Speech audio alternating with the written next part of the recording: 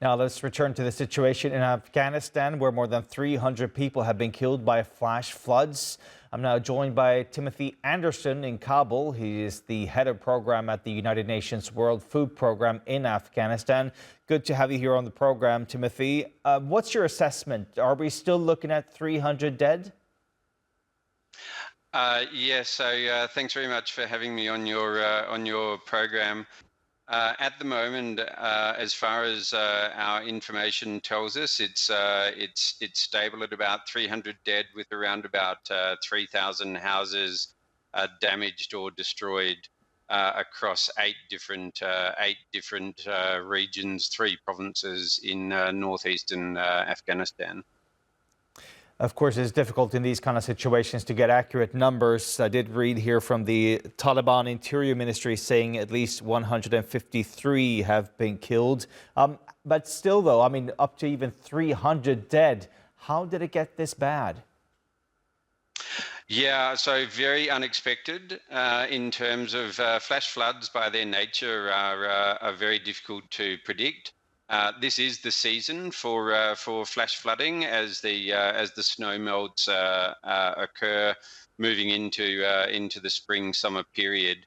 WFP has been supporting around about 2,000 households, so about 14,000 people across Afghanistan affected by flash floods. But these floods in particular have been particularly severe in this region. Now, Afghanistan is, of course, one of the poorest countries already. I mean, what are you doing now to help those affected in these areas?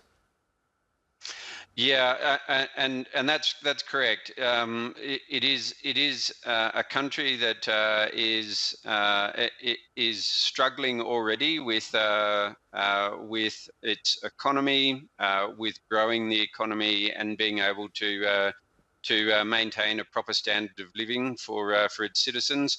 WFP has pre-positioned emergency relief goods that we have yesterday, actually, probably about 2 or 3 hours after the initial reports. Our colleagues on the ground were already implementing some emergency food assistance that has continued throughout yesterday and again today.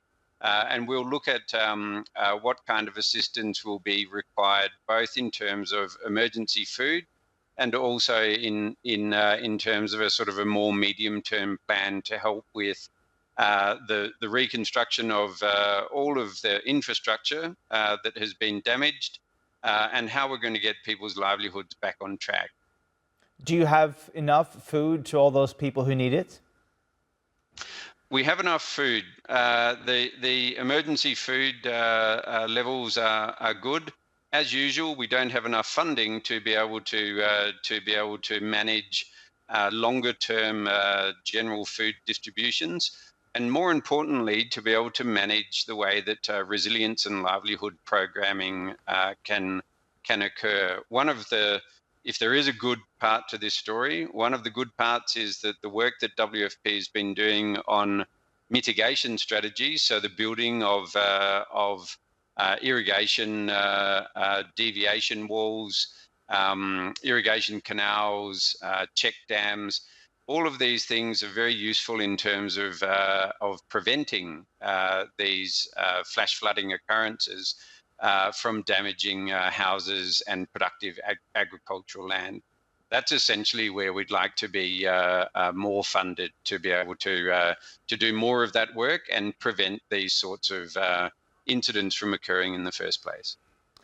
Timothy Anderson from the World Food Program in Afghanistan, thank you so much for taking the time to talk to us here on TRT World. Thank you very much.